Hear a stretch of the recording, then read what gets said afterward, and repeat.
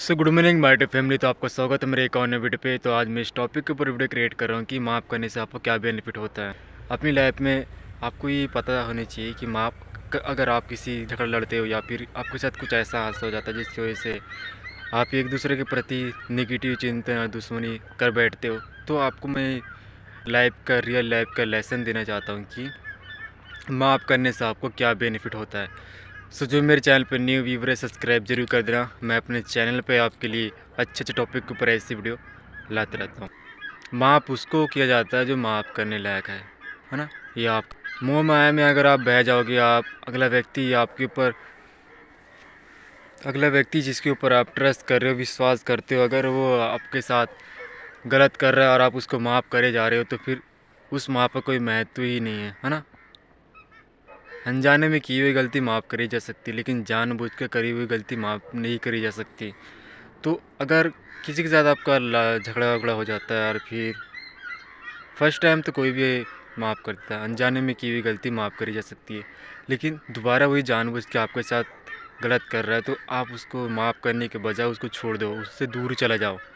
इससे ये आपको ये समझना चाहिए क्योंकि वो समझ नहीं रहा है और आप अपने आप को समझा रहे हो कि मुझको वो गलती नहीं करना है जिसकी वजह से मैं अपने आप में नेगेटिव फील और कुछ ना कुछ अपनी लाइफ में कर रहा हूँ जिसके वजह से मेरे को रुकावट होगा, है ना।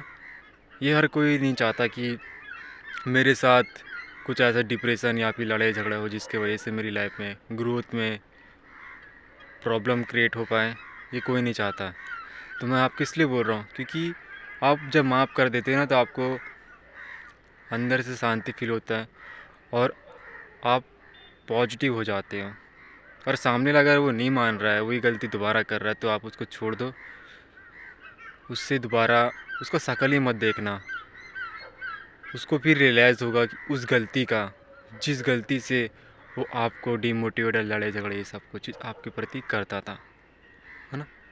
तो अनजाने में की हुई गलती माफ़ करी जा सकती, लेकिन जानबूझकर पुनः वो गलती करता है तो फिर उसको छोड़ दो। देखो, क्रोध, अशांति और पीड़ा, ये तीन खतरनाक ऐसे शस्त्र हैं जो इंसान को बना भी सकते हैं और बिगाड़ भी सकते हैं। ये क्रोध, अशांति और पीड़ा, आपको इसको कैसे दो तरीके से उपयोग कर सकते हैं। एक तो अपना शस्त्र जैसा उपयोग करके इसका अपने लक्ष्य पर, और दूसरा कि जो वीक इंसान है, कमज़ोर इंसान है, तो अपने आप को मार देगा। क्रोध, अशांति और पीड़ा, ये तीन ऐसे शस्त्र हैं जो इंसान को मार देते हैं। तो जब क्रोध आए ना तो अपने आप को उस परिस्थिति से दूर कर देना। अशांति हो ना तो आपको अपने आप को हरे कृष्ण महामंत्र का जाप कर सकते हो, इससे आपका मन कंट्रोल पे होगा। पीड़ा, पीड़ा वो ऐसा पेन है जो जलती हुई चिंगारी सबसे पहले अपने आप को मारती है। पीड़ा, तो पीड़ा से आपको बचना है तो सबसे पहले अपने आप में नियंत्रण करना पड़ेगा। अन्यथा अगर आप अपने आप में नियंत्रण, अपने आप को कंट्रोल नहीं कर सकते, तो फिर वही है, जलती हुई चिंगारी सबसे पहले अपने आप स्वयं को जलाती है। तो किसी से भी आपका अंगा पंगा हो जाता है ना, लड़ाई झगड़ा ये सब कुछ चीज़ होता है, तो सबसे पहले अपने आप को फर्स्ट है कि अपने आप को कंट्रोल करने की कोशिश करना। क्योंकि सबसे पहले अपने आप को ही कंट्रोल करना पड़ता है। अगला व्यक्ति आपको डिमोटिवेट ये सब कुछ चीज़ कर रहा है तो तब जाके आप उस चीज़ से अपने आप को नियंत्रण कर सकते हो। नहीं तो फिर वही है, आप अपना नियंत्रण खो दोगे तो फिर सामने वाले से आप चढ़ बैठोगे और उसी के चलते फिर लड़ाई झगड़ा ये सब कुछ चीज़ होता है और फिर दुश्मनी हो बैठती है। आप समझदार हो तो आप माफ़ कर सकते हो। अगर आप समझदार नहीं हो तो फिर वही गलती करोगे और उसी से फिर ज़िंदगी भर लड़ाई झगड़ा ये सब चीज़ चलते रहेगा और आप कभी ज़िंदगी भर सुकून से जी नहीं पाओगे। लेकिन आपको उससे संभल के ही रहना है ना। जिससे आपका अंगा पंगा हो जाता है, लड़ाई झगड़े, आप उसको क्षमा तो कर देते हो, माफ़ कर देते हो, लेकिन उससे संभल के, है ना। क्योंकि ये विष दूध में डाले विष जैसे होते हैं, जहर जैसे होते हैं। ये दिखाई तो नहीं देते, लेकिन अंदर से विष जैसे होते हैं जो आपके लिए बहुत ज़्यादा हानिकारक है। तो माफ़ कर देते हो तो इसका मतलब ये नहीं क्या आप उससे संभल के नहीं रहोगे, संभल के रहना पड़ेगा, है ना। नहीं तो फिर वो, हर किसी का माइंडसेट एक जैसा नहीं होता। आप किसी अगले व्यक्ति को क्षमा कर सकते हो, परंतु अगला व्यक्ति को उसके बारे में वो क्या सोचता है क्या नहीं, वो तो वो सामने वाला व्यक्ति ही जानता है, को आप क्षमा कर देते हो, है ना। तो उससे संभल के रहना। कर दिए तो इसका मतलब ये नहीं कि वो पुनः वो गलती नहीं करेगा। समझदार तो कर सकता है, अगर ना समझे आपके लिए प्रति दुश्मनी रखा है तो नहीं करेगा, तो उससे संभल के रहना। देखो, ये लड़ाई झगड़े जो होते हैं ना, ये मौसम के जैसे होते हैं। कुछ समय के लिए लड़ाई झगड़े होते हैं, जैसा मौसम में परिवर्तन होता है कि पानी गिरता है और कुछ समय बाद मौसम क्लियर हो जाता है, ठीक उसी प्रकार ये लड़ाई झगड़े ये सब कुछ चीज़ ना मौसम जैसे होते हैं। कुछ समय के लिए ये हल्ला डुल्ला करते हैं, बाद में शांति हो जाते हैं, ठीक उसी प्रकार जैसे मैं आपको गाइड कर रहा हूँ। तो लड़ाई झगड़े ये सब कुछ चीज़ होता है, तो एक दूसरे को क्षमा कर सकते हो या फिर उसको छोड़ सकते हो। निर्णय आपके ऊपर डिपेंड होता है। मैं तो सिर्फ और सिर्फ आपको राह दिखा सकता हूँ, जैसे वासुदेव श्री कृष्ण ने 5 पांडवों को राह दिखाई थी और उसी के चलते वो विजय प्राप्त किए थे। मैं सिर्फ और सिर्फ आपको राह दिखा सकता हूँ। निर्णय आपके ऊपर होता है कि आप उस परिस्थिति से अपने आप को कैसे उभार सकते हो। आपको विवेक दिया है भगवान ने, आपको सोचने समझने की शक्ति दी है, इसका आप कैसे उपयोग कर सकते हो ये तो आप ही जान सकते हो। मैं सिर्फ आपको राह दिखा सकता हूँ। जीवन में आप कोई भी लक्ष्य बना रहे हो, जीवन में आप आगे बढ़ रहे हो, जीवन में अपने आप को श्रेष्ठ बनाना चाहते हो, जीवन में अपने आप को स्टेबल करना चाहते हो, जीवन में अपनी एक पहचान बनाना चाहते हो, जीवन में हर किसी से अपने आप को सिर्फ श्रेष्ठ, हर किसी से अपने आप को एक बेटर अपनी लाइफ में करना चाहते हो, तो क्षमा कर दो या तो उसको छोड़ दो, अन्यथा आप कुछ नहीं कर सकते हैं। ये ऐसी बुरी परिस्थिति है जिस परिस्थिति से सिर्फ और सिर्फ कुछ ही % लोग आगे बढ़ सकते हैं। वो इसलिए क्योंकि वो छोड़ देते हैं, उससे किसी से मोह नहीं रखते। अगर आप किसी से मोह नहीं रखोगे, अकेले अपनी लाइफ में आगे चलोगे, तो लोग आपको नेगेटिव तो करने की बात छोड़, आपसे बात करने के लिए 100 बार सोचेंगे जब आप अपनी लाइफ में अकेले चलते हो तो। और यार दोस्त फ्रेंड ये सब कुछ चीज़ होगा तो फिर लड़ाई झगड़े और रुकावट होती है, ये आपको याद रखना है। क्योंकि रुकावट इसलिए होती है क्योंकि कोई नहीं चाहेगा कि आप उनसे आगे बढ़ो, हाँ, और आप अपनी लाइफ में स्टेबल हो जाओ। अगर आपके यार दोस्त फ्रेंड है तो सोसाइटी ये सब कुछ चीज़ से आप कनेक्ट रहते हो, जुड़ रहते हो, तो आप अपनी लाइफ में आगे बढ़ते हो, तो ये रोकने की कोशिश करते हैं। और आपको कोई ऐसा फ्रेंड यारी दोस्ती कोई है ही नहीं, रखने ही नहीं चाहते अब प्रेजेंट में। भूतकाल में जो गलती हो गई उसको वर्तमान में मत करो, प्रेजेंट में भी आप निर्णय ले सकते हो। तो आप अकेले रहोगे तो आपको कोई डिस्टर्ब भी नहीं करेगा और आप बिल्कुल शांति एकाग्रता के साथ अपनी लाइफ में आगे ही बढ़ पाओगे। और आप किसी से कोई मतलब भी नहीं रखोगे, मतलब भी रखेंगे लोग तो आप सोच समझ के उसको अपना लाइफ में एंटर कर सकते हो, जोड़ सकते हो, अन्यथा नहीं जोड़ोगे तो अगला व्यक्ति भी आपकी रिस्पेक्ट करेगा। कि उससे बात रिस्पेक्ट वो इसलिए करेगा क्योंकि उससे अगला व्यक्ति का चरित्र कैसा है, तो 100 बार सोचेगा कि इससे बात मैं करूँगा तो ऐसी बात करूँगा जिससे इसका हित हो। अगर अहित करके अगर मैं इससे फ्रेंड करूँगा तो शायद ही कि मैं कोई यारी दोस्ती जैसा क्लोज भी रख पाएगा। इसलिए मैं आपको बोल रहा हूँ अकेले रह जाना भले, वह बेटर है आपके लिए। लाइफ में अगर आपको शांति प्राप्त करना है तो मैं आपको ब्रह्म ज्ञान तो फर्स्ट तो ये है कि आपको यहाँ पे कुछ है ही नहीं। मनुष्य की देह शरीर से भी इतना निमित्त मात्र के लिए ही मिलता है कि मोक्ष प्राप्त करने के लिए। आपको यहाँ पे कुछ है ही नहीं, है ना। आपका पाप ये सब कुछ चीज़ तभी धुलेगा, सिर्फ और सिर्फ मोक्ष प्राप्त आपको तभी मिल पाएगा जब आप किसी से कोई बैर नहीं रखोगे। और किसी से कोई बैर नहीं रहेगा तो आपका मोक्ष का द्वार खुल जाएगा जब आप स्पिरिचुअल से भी जुड़ के अपनी लाइफ में चलोगे।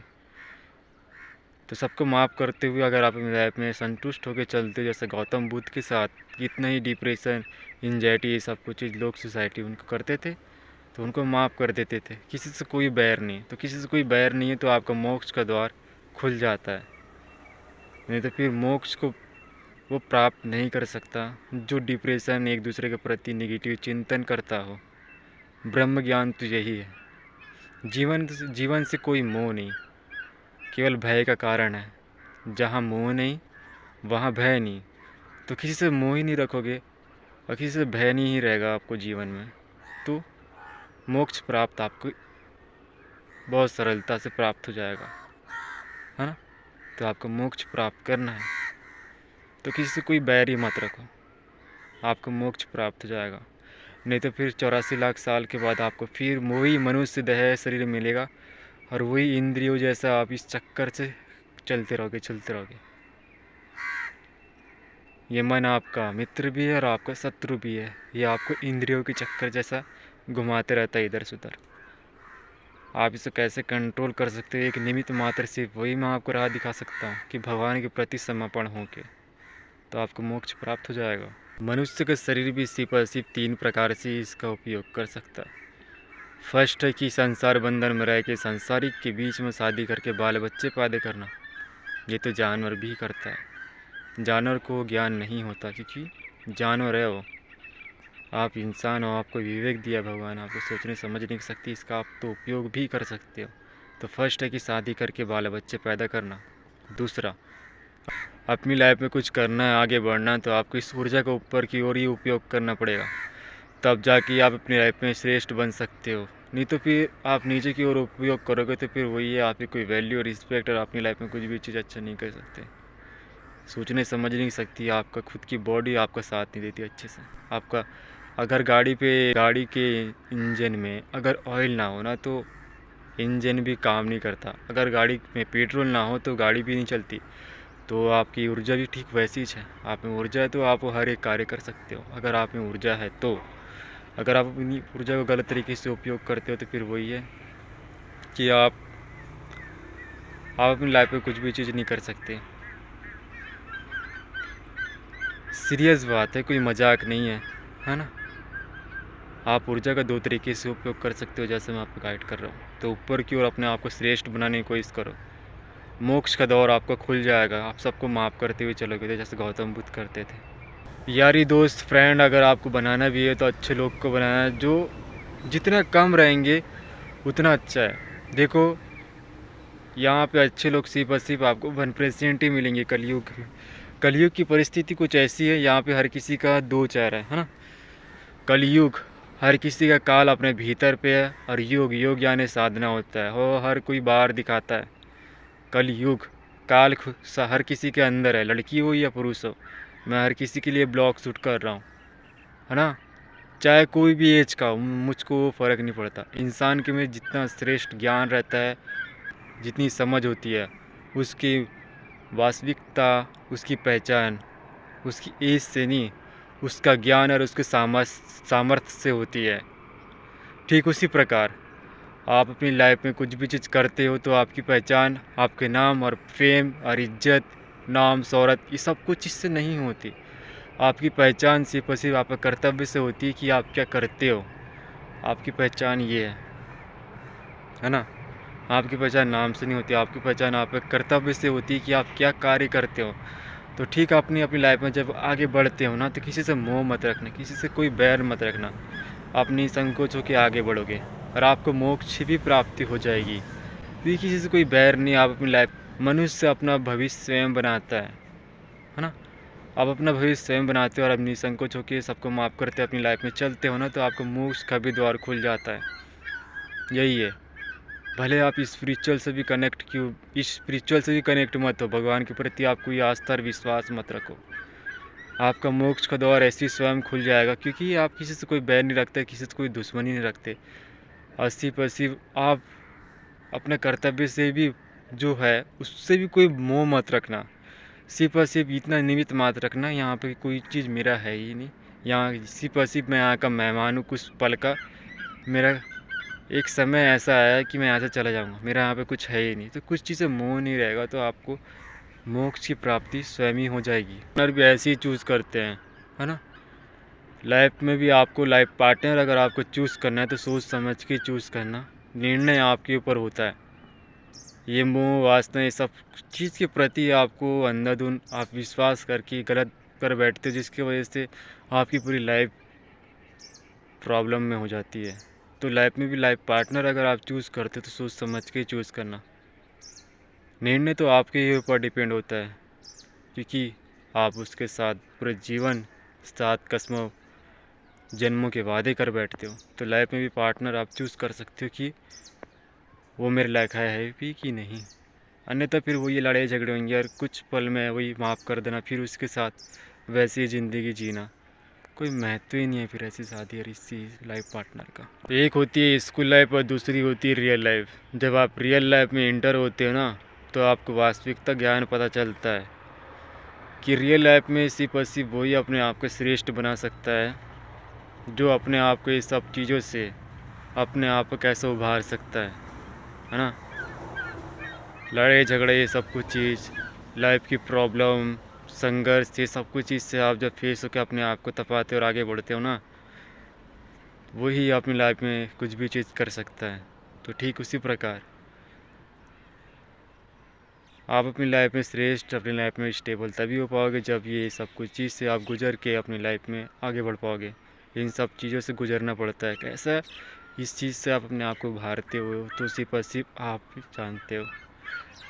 ऊपर बैठ के देखने वाला सिर्फ और सिर्फ आपको कार्य करने दे दिया है कि आप इसको कैसे कार्य कर सकते हो। वो सिर्फ और सिर्फ आपकी राह दिखा सकता है, आपको राह दिखा सकता है, आपका मार्गदर्शन कर सकता है, आपकी हेल्प कर सकता है। जैसा एक माता पिता, माँ अपने बेटा को जन्म देती है ना, संसार पर जब वो आता है तो एक निमित्त मात्र सिर्फ और सिर्फ, और फिर उसको इस संसार से कैसे गुजरना पड़ता है वो तो बच्चे ही जानता है। सिर्फ और सिर्फ मार्गदर्शन दे दिया है। जैसा माँ ने उसको जन्म दे दिया है, तो जब वो बच्चा इस संसार में आता है तो वो किस परिस्थिति से गुजरता है, अपने आप को कैसे निर्णय और कैसा काबिल बनाता है, वो तो सिर्फ और सिर्फ वो बच्चा हो बचपन से बड़ा होने तक का उसका संघर्ष का सफ़र और अंतिम समय तक का ही उसको समझ में आता है कि कैसा मुझको अपनी लाइफ में आगे चलना है। तो ठीक उसी प्रकार आप अपनी लाइफ में स्टेबल और सब कुछ चीज़ तभी होगे जब आप इस सब चीज़ों से गुजर के अपने आप को कैसा क्षमा करते हुए अपनी लाइफ में आगे बढ़ोगे। अन्यथा ये सब चीज़ें फंस जाओगे ना, तो आप अपनी लाइफ में कुछ भी चीज़ नहीं कर सकते। तो क्षमा करो, कोई बड़ी बात नहीं क्षमा करने से, लेकिन क्षमा भी कर रहे हो तो एक निमित्त मात्र उसके लिए जो समझदार है। अनजाने में की हुई गलती माफ़ करी जा सकती है, लेकिन जानबूझकर पुनः ही वही गलती करना बहुत खतरनाक। तो फर्स्ट टाइम माफ़ करा जा सकता है, लेकिन जानबूझकर वही गलती अगर वो दोबारा करता है तो उसको माफ़ करने से अच्छा ही कुछ छोड़ देना। जब आप माफ़ कर देते हो ना, तो एक दूसरे के प्रति देखने का नज़रिया है ना, वो दो ही होता है। या तो एक सामने वाले को विवेकशील और बहुत धैर्यवान और सहनशीलता बनाता है, फर्स्ट इंसान जो किसी को दूसरे को माफ़ कर देता है, और दूसरा जिसको माफ़ कर देते उसके में अगर वो सोचने समझने की शक्ति अच्छी, उसकी क्रिएटिविटी थॉट है, तो आपके प्रति भी अच्छा विश्वास और ये सब कुछ चीज़ करेगा, और आपको एक दूसरे के प्रति अच्छा गहरा संबंध भी बन सकता है। लड़ाई झगड़े से ये भी होता है। तो अगर फर्स्ट टाइम अगर ये सब कुछ चीज़ होता है तो माफ़ कर देना, लेकिन अनजाने में पुनः वही गलती करना मूर्खता वाली बात है। लाइफ में ये भी है कि कुछ परसेंट ऐसे पनौती लोग होते हैं जो आपको भड़काते हैं या फिर ऊपर चढ़ा के ये सब कुछ चीज़ करते हैं, जिसकी वजह से आप किसी दूसरे के प्रति क्रोध, लोभ और बैर कर बैठते हो और लड़ाई झगड़ा कर बैठते हो। तो ऐसे लोग से दूर रहना, पनौती लोग से जो आपको भड़काते हैं, ये सब कुछ चीज़ करते हैं, जिसके चलते आप किसी दूसरे के प्रति गलत चिंतन करके किसी दूसरे को ये सब कुछ चीज़ करते हो, जो मैं आपको बोल रहा हूँ आप समझ रहे हो। तो ऐसे नेगेटिव लोग से दूर रहना जो आपको भड़काते हैं, सब कुछ चीज़ करते हैं। आपको ये संगति अच्छा करना, नहीं तो फिर वो ये कर्ण सर्वश्रेष्ठ होने के बावजूद भी दुर्योधन जैसी संगति कर बैठा, तो उससे कोई सर्वश्रेष्ठ होने का भी कोई महत्व ही नहीं रह पाया। और वासुदेव श्री कृष्ण और अर्जुन जैसी संगति, पूरा महाभारत दोनों मिल के तो लड़ के जीत गए ना। और कर्ण तो सर्वश्रेष्ठ होने के बावजूद भी दुर्योधन की संगति कर बैठा, गलत संगति कर बैठा, जिसके चलते वो भी उसी परिस्थिति में मारा गया। आप चाहे कितने ही सर्वश्रेष्ठ और कितने ही काबिल क्यों ना हो जाओ, संगति आपके ऊपर डिपेंड होती है कि आप संगति करके अपने आप को श्रेष्ठ बना सकते हो या फिर उसके जैसा अपने आप को, बुरी परिस्थिति जैसा अपने आप को भी बना सकते हो। इंसान सिर्फ और सिर्फ उसको ही पूछता है जो विवेकशील और श्रेष्ठ है। अगर श्रेष्ठ देखो, अगर आप दारू नहीं पीते, ठीक है, अगर आप दारू नहीं पीते, अल्कोहल, स्मोकिंग नहीं करते, लेकिन आप स्मोकिंग का अगर पकड़ भी लेना सिगरेट, तो लोग बोलेंगे कि आप स्मोकिंग करते हो। अगर आप दारू भट्टी में जाके अगर वहाँ पे खड़े हो गए तो लोग बोलेंगे कि आप दारू पीते हो। ये कुछ ऐसी ही, जैसी संगति करोगे वैसे ही आपके विचार चिंतन होगा और उसके जैसे आप बनने लगते हो। तो कुछ लोग वैसे होते हैं नेगेटिव, जो आपको भड़काते हैं, सब कुछ चीज़ करते हैं, तो ऐसे लोग से दूर रहना। आप किसी दूसरे के प्रति क्रोध, मोह, लड़ाई झगड़े के प्रति नेगेटिव चिंतन कर बैठते हो, जिसके प्रति यही तो होता है, लड़ाई झगड़े। बाहर की अशांति से अगर आप डरोगे तो भीतर की शांति कैसे प्राप्त कर पाओगे। तो लाइफ में अगर आप कुछ भी चीज़ अचीव कर लेते हो, अपनी लाइफ में स्टेबल हो जाते हो ना, तो आपको शांति प्राप्त तभी होती है जब आप किसी से कोई मोह और बैर नहीं रखते हैं। तो किसी से क्रोध, लोभ, ये सब कुछ मोह, बैर, दुश्मनी नहीं रखोगे तो आपको भीतर शांति फील होता है। तो लाइफ में हमेशा याद रखना, नहीं हो पाएगी। अगर आपको शांति अपने आप में प्राप्त करना है तो किसी से बैर मत रखना, किसी से दुश्मनी मत रखना। जब आप लाइफ में सक्सेसफुल हो जाते हो तो आप लाइफ में सक्सेसफुल होने के बावजूद भी, आप अपनी लाइफ में सक्सेसफुल हो जाते हो ना, तो क्या होता है कि आप किसी से दुश्मनी भी कर बैठते हो कि ये मेरे को ये बोला, ये मेरे को वो बोला, ये मेरे को वो बोला, और आप अपने आप को ही थोड़ा बहुत नेगेटिव फील और चिंतन रखते हो। और उसके लिए फिर जीवन भर फिर वही है, होता है ना, होता है। देखते होगे आप, शादी करने के बावजूद भी जीवन भर उससे दूर रहना, इसलिए तो होता है। तो किसी से मोह बैर मत रखना, किसी से दुश्मनी मत रखना। अगर दुश्मनी रख भी रहो तो या तो उसको माफ़ कर सकते हो या तो उसको छोड़ सकते हो। निर्णय तो आपके ऊपर डिपेंड होता है। मानता हूँ कि सबका माइंडसेट एक जैसा नहीं होता कि आप अगले व्यक्ति को क्षमा कर देते हो तो उसका माइंडसेट थोड़ा नेगेटिव चिंतन करता है। सबका माइंडसेट एक जैसा नहीं होता, लेकिन आप क्षमा कर देते हो और अगला व्यक्ति आपको क्षमा नहीं करता तो उससे दूर हो जाना। क्योंकि ऐसे पनौती लोग को ना सिर्फ और सिर्फ नर्क जैसे द्वार दिख सकते हैं। भगवान ने आपको भेजा है तो आप स्वर्ग भी प्राप्त कर सकते हो, वो तो आपका कर्म ही बोलता है। आप कहाँ पैदा हो तो ये आपके बस पे नहीं होता, लेकिन क्या आप क्या कर्म कर सकते हो ये तो हमारे बस पर होता है। तो ठीक उसी प्रकार आप किसी दूसरे व्यक्ति को क्षमा कर देते हो ना, तो अगर वो समझता है तो ठीक है, या फिर उसको फिर अगर समझता नहीं तो छोड़ देना। लाइफ की कुछ % प्रॉब्लम आपकी ऐसी ख़त्म हो जाती है जब आप किसी दूसरे को माफ़ कर देते हो, है ना। माफ़ करना अच्छी बात होती है, कर देना चाहिए फर्स्ट टाइम। आपकी कुछ % प्रॉब्लम ऐसी ही ख़त्म हो जाएगी। अगर आप माफ़ नहीं करते तो क्या वही चिंतन और थॉट आपके माइंड में चलता है, और आप वही है फिर चिंतन विचार से अपने आप को थोड़ा, बहुत सारी प्रॉब्लम होती है ना शरीर पे, वो तो वही जानता है जो इस परिस्थिति से गुजरता है। बहुत सारी बीमारी भी हो जाती है आपको अपने शरीर पे, लड़ाई झगड़े, ये सब कुछ टेंशन डिप्रेशन की वजह से, और आप गोली दवा मेडिसिन खाते हो। फिर मैं सिर्फ राह दिखा सकता हूँ, मैं एक फ़िटनेस क्रिएटर हूँ, मेरे को इसके अनुभव है, इसकी रियल लाइफ के बारे में अनुभव है। मैं सिर्फ आपको राह दिखा सकता हूँ। निर्णय आपके ऊपर होता है कि उस परिस्थिति से अपने आप को कैसे उभारते हो, अच्छा बनाते हो ना। तो आप जब कुछ भी चीज़ अचीव करते हो उसके प्रति, तो क्या होता है कि जो संघर्ष करके जो लाइफ के लेसन होते हैं ना, रियल लाइफ के लेसन, तो वही जब समझ में आता है जो इस परिस्थिति से अपने आप को उभारता है।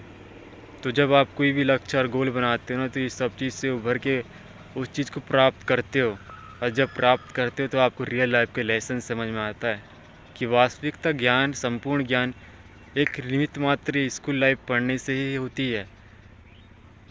और जब आप रियल लाइफ में जब एंटर होते हो ना, तो आपको संपूर्ण ज्ञान पता चलता है संघर्ष से जब आप जूझते हो। तो जब आप अपनी लाइफ में गोल बनाओगे ना, तब आपको रियल लाइफ के लेसन भी आप सीख जाते हो। जब आप उस चीज़ से गुजर के अपनी लाइफ में कुछ भी चीज़ स्टेबल, अपनी लाइफ में सक्सेसफुल उस चीज़ करते हो जो चीज़ आपको ड्रीम होता है। एक बार उतर के देख, एक बार लाइफ में आके देख लेना, रियल लाइफ पे, गोल पे, संघर्ष पे, आपको रियल लाइफ का लेसन पता चल जाएगा, जिसकी लाइफ में गोल नहीं है। तो मिलते हैं गाइस नेक्स्ट वीडियो पे। मैं अपने चैनल पे आपके लिए अच्छे अच्छे टॉपिक पर ऐसी वीडियो लाते रहूँगा। वीडियो अच्छा लगा लाइक सब्सक्राइब जरूर कर देना, और ये वीडियो उसके साथ जरूर शेयर करना जिसको पता चले कि माफ़ करने से क्या बेनिफिट होता है।